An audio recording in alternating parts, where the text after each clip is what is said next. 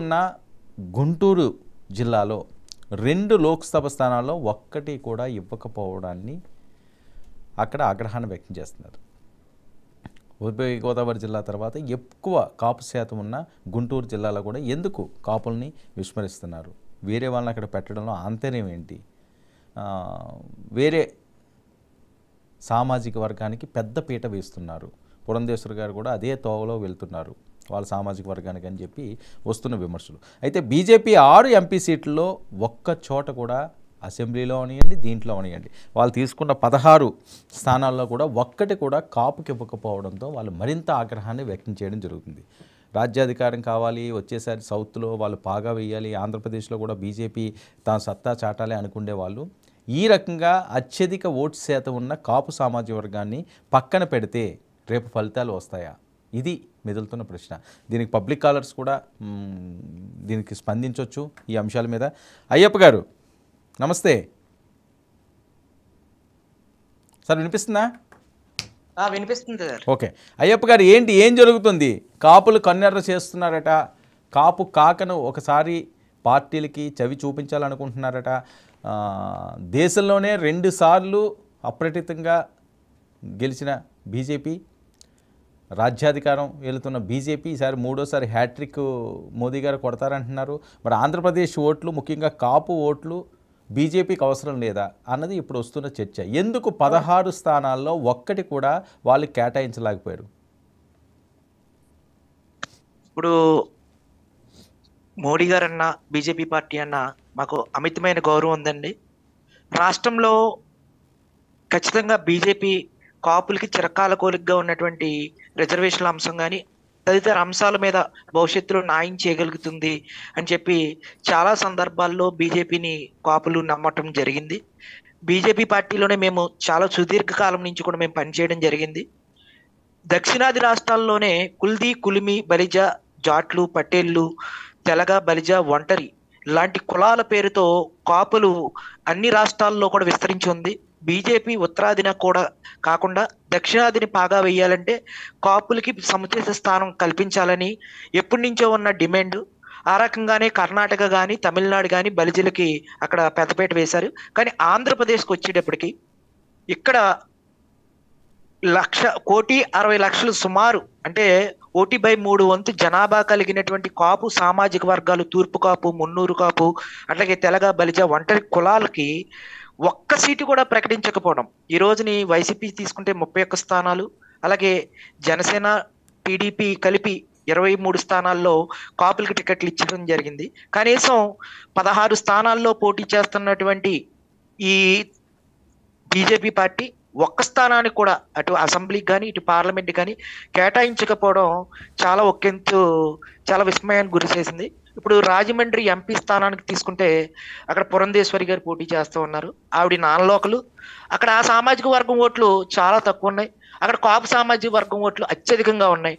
అలాగే రాజంపేట తీసుకున్నా కానీ అక్కడ కూడా బలిజ సామాజిక వర్గం, బలిజ, అక్కడ పూసల బలిజ, గాజుల బలిజ అని వివిధ వర్గాల పేరుతో ఉన్న బలిజ కాపు కమ్యూనిటీ ఎక్కువ శాతం ఓట్లు ఉన్నాయి. అలాగే నరసాపురం పార్లమెంట్ స్థానం కానీ, అమలాపురం కానీ, ఏలూరు కానీ ఎక్కడ ఏ స్థానం తీసుకున్నా సరే దాదాపుగా గెలుపు ఓటముల్ని దిశానిర్దేశం చేసేటువంటి సంఖ్యాబలం కలిగినటువంటి ఓటు బ్యాంకు అక్కడ కాపులకి ఉంది. అయినప్పటికీ కూడా గుంటూరు కూడా అండి అట్లా ఏంటంటే ఎక్కువ జనాభా కలిగినటువంటి గుంటూరు స్థానం కూడా, గుంటూరు గతంలో బీజేపీ గెలిచినటువంటి కాంగ్రెస్ హయాంలో 1967 సంవత్సరంలో మనం లెక్కేసుకుంటే ఇండిపెండెంట్ గా వేసినటువంటి అభ్యర్థి అత్యధిక ఓట్లు మెజారిటీ తోటి కాంగ్రెస్ మీద గెలవటం కూడా గతంలో చూసాం. అంటే ఏంటంటే కాపులు ఆగ్రహానికి ఏ పార్టీలోనైనా ఎలా ఉంటాయి పరిణామాలు అనేది గత కొంతకాలం నుంచి మనం చూస్తూనే ఉన్నాం. ఈసారి తీవ్ర అన్యాయం, అంటే ఒక సామాజిక వర్గానికి కోసమే, అంటే టీడీపీకి ఒక బి టీమ్ గా పనిచేసి ఇక్కడ రాష్ట్రంలో బీజేపీని వ్యతిరేకించినటువంటి టీడీపీ ఈ మధ్య కాలంలో కలిసి మోడీ గారిని అనేక విమర్శలు చేసి ఏదైతే టీడీపీ పార్టీ నుంచి బీజేపీకి వెళ్ళిన వ్యక్తులు ఎవరైతే ఉన్నారో వాళ్ళకి మాత్రమే టికెట్లు ఇచ్చుకుంటూ ఒక కుల పార్టీ కింద ముద్ర వేశారండి. ఈ రోజుని మోడీ గారు చెప్తారు పరివార్ పోవాలి, అని ఎక్కడ దక్షిణాది రాష్ట్రాల్లో ఆయన మీటింగ్లు పెట్టినా కూడా కుటుంబ పాలనకి బీజేపీ వ్యతిరేకం అంటారు. కానీ ఒకే కుటుంబంలో 6 సీట్లు 2 పార్టీల పేరు చెప్పి ఇచ్చుకోవడం అనేది ఎంతవరకు సమంజసం అండి? ఒక కులాని కోసం అక్కడ విశాఖపట్నంలో పోటీ చేయవలసిన పురంధేశ్వరి గారు రాజమండ్రిలో పోటీ చేశారు. ఎవరి కోసం విశాఖపట్నం సీటు త్యాగం చేశారు? ఏ కులం కోసం త్యాగం చేశారు? రాజమండ్రిలో అత్యధికంగా కాపు సామాజిక వర్గం ఉంది, అలాగే విశాఖపట్నంలో కూడా ఉంది, విజయనగరంలో కూడా తూర్పు కాపులు తెలగ కమ్యూనిటీ పేరుతో ఉంది, అలాగే అనకాపల్లి ఎంపీ టికెట్ విషయంలో కూడా అక్కడ కూడా అత్యధిక స్థానాలు పార్లమెంట్ కి అనుసంధానంగా ఉన్న అసెంబ్లీ అన్ని స్థానాల్లో కూడా బీజేపీ ఎక్కువ మొత్తంలో ఓట్లు కాపులకు ఉన్నప్పటికీ కూడా ఆ సీటు వేరే వ్యక్తికి ఇచ్చారు. అంటే ఎవరికి ఇచ్చారు? అది ఏ సామాజిక వర్గం ఇచ్చారు? వాళ్ళు ఇచ్చిన బీజేపీ ఇచ్చినటువంటి 16 స్థానాల్లో ఆయా ప్రాతిపదికన జనాభా ప్రాతిపదికన సామాజిక న్యాయం సమన్యాయం ప్రకారం తీసుకుంటే దాదాపుగా 5 అసెంబ్లీ 2 నుంచి 3 పార్లమెంటు స్థానాలు కాపులకి కేటాయించవలసిన ఆవశ్యకత ఉంది. కానీ ఇక్కడ పరివారం అని చెప్పి కేసీఆర్ కుటుంబానికి, కూతురికి, అల్లుడికి, కొడుక్కి ఇచ్చుకున్నారు అని చెప్తున్నారు. ఇక్కడ కూడా అంతే కదండి. ఆంధ్రప్రదేశ్లో బీజేపీ ఏంటి? పురంధేశ్వరి గారు, బాలకృష్ణ గారు ఇద్దరు అల్లుళ్ళు, చంద్రబాబు గారు, అంటే ఒక కుటుంబం. ఇక్కడ టీడీపీ నుంచి బీజేపీకి వెళ్ళినటువంటి వ్యక్తులకు మాత్రమే టికెట్లు ఇచ్చారండి. అట్లాగే బీసీ సామాజిక వర్గానికి కూడా చాలా తీరని అన్యాయం చేసింది బీజేపీ. అలాగే బ్రాహ్మణ సామాజిక వర్గంలో ఉండేటువంటి హిందూపూర్ కానీ విశాఖపట్నంలో కానీ సీనియర్లు ఎంతో కాలం నుంచి పనిచేస్తూ ఉన్నారు. 40 ఏళ్ళుగా పనిచేస్తున్నటువంటి సోము వీర్రాజు గారికి, అలాగే జీవీఎల్ గారికి, ఇట్లాంటి ఎంతో మంది చెప్పుకుంటూ ఉంటే బీజేపీలో అగ్రగణ్య ఎప్పటి నుంచో మీడియా మీటింగ్లు పెట్టి వాళ్ళ జీవితం ఒక పార్టీకి అంకితం చేసిన వ్యక్తులు కాకుండా నిన్న కాక మొన్న కేసుల కోసం వచ్చినటువంటి వ్యక్తులకు మాత్రమే టికెట్లు ఇవ్వడం జరిగింది. అది సుజనా చౌదరికి కానీ, సీఎం రమేష్. ఎవరండి సుజనా చౌదరి గారు? పక్కా టీడీపీ కాదండి. సీఎం రమేష్ గారి వైఫ్ ఎవరండి? కమ్మ సామాజిక వర్గం కాదా? అలాగే కొత్తపల్లి గీత ఇప్పుడు ఎంపీ టికెట్ ఇచ్చారు, ఆయన భర్త ఎవరండి? ఆయన కమ్మ సామాజిక వర్గం కాదా? ఇప్పుడు ఇచ్చినటువంటి ఎంపీ స్థానాల్లో కానీ, అసెంబ్లీ స్థానాలు కానీ మొత్తం కమ్మ సామాజిక వర్గం కోసం, ఒక సామాజిక వర్గం కోసం ఇంకో సామాజిక వర్గాన్ని త్యాగం చేయమనడం అంటే ఇది పొత్తు ధర్మం. దీనికి మూడు పేర్లు తగిలిచ్చారండి: రాష్ట్ర భవిష్యత్తు, త్యాగం, పొత్తు ధర్మం. అంటే ఈ 3 చెప్పి కాపుల యొక్క గొంతుకు నొక్కడం, బీసీల యొక్క గొంతుకు నొక్కడం, అలాగే బ్రాహ్మణ ఆర్యవైశ్య సామాజిక వర్గాలకు కూడా బీజేపీలో స్థానం లేకుండా ఒక సామాజిక వర్గానికి చెందిన వారు వాళ్ళ బంధువులకే 6 సీట్లు కేటాయించడం. సీఎం రమేష్ గారు, కొత్తపల్లి గీత గారితో సహా లెక్కేసుకుంటే సామాజిక వర్గాలు వేరైనా వాళ్ళంతా వాళ్ళ మూలాలన్నీ కూడా కమ్మ సామాజిక వర్గం మూలాలే అండి. అంటే ఏంటి? ఒక కులం కోసం 4% ఉన్న ఒక కులం కోసం ఒక కేంద్రంలో ఉండేటువంటి ఒక బీజేపీ పార్టీని నాశనం చేయడం ఏంటి? అలా పురంధేశ్వరి గారు అలా బీజేపీలో ఏం చేస్తా ఉన్నారు? అసలు బీజేపీని ఏం చేయాలనుకుంటున్నారు? బీజేపీని ఏమన్నా ఆంధ్రప్రదేశ్లో టీడీపీలో విలీనం చేయాలనుకుంటున్నారా, లేదా మొత్తం కమ్మ జాగిరి చేయాలనుకుంటున్నారా అని మేము అడుగుతూ ఉన్నాం. ఏంటంటే ఒక కులం కోసం ఎన్ని కులాల్ని మీరు సీట్లు ఇవ్వకుండా చేస్తారు అని అడుగుతున్నాం. అటు బీసీలకి ఇప్పుడు పోతిన మహేష్ గారు చూస్తే ఆయన ఎంత కష్టపడ్డారో చూస్తున్నాం. ఆయన బీసీ సామాజిక వర్గం, అత్యధికంగా బీసీ సామాజిక వర్గం, కాపు సామాజిక వర్గం ఉన్న ప్లేస్ లో మీరు అక్కడ ఎవరికి టికెట్ ఇచ్చారండి? ఎవరి కోసం త్యాగం చేయాలి? ఎందుకు త్యాగం చేయాలి?